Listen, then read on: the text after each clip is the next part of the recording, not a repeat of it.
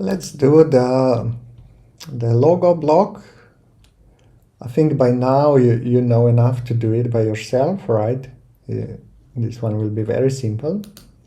Let's just do it together. So let's say, I don't know,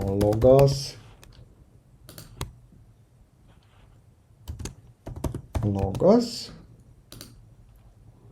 custom, flex, and then editable, the text.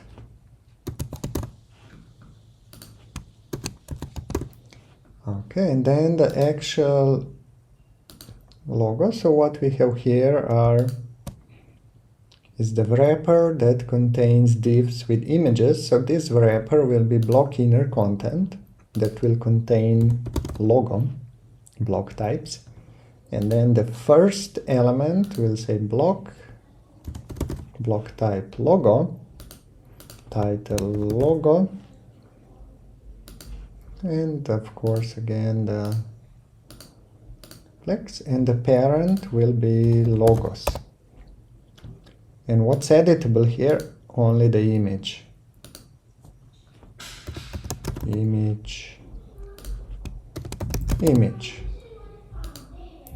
And of course that this will be a React JavaScript block because we don't use any PHP functions here, just plain content attributes. Let's save it and let's go to our page, update and reload, and then add logos. They are not here, why not? Let's do the export whole team.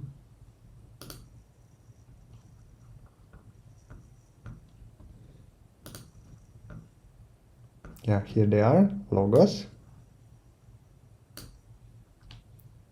Add to the page.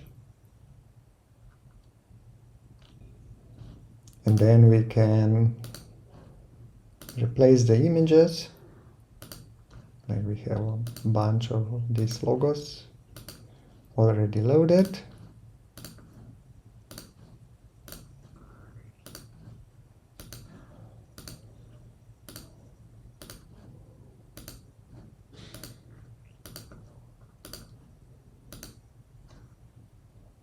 Let's update and check out the site. And here they are. So why do we have so much space here? Let's check. Okay, I think that's how it has bottom padding is huge, so that's just how the design is. Yeah, and what's nice when we implement the features with sub-blocks and block inner content, it's very easy to reorder them.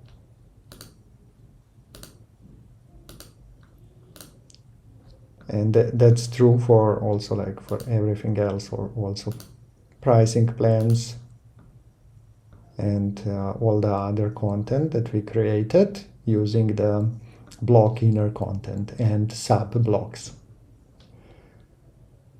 Okay, this was the logos, easy and simple. And next we'll take care of the navigation and the footer.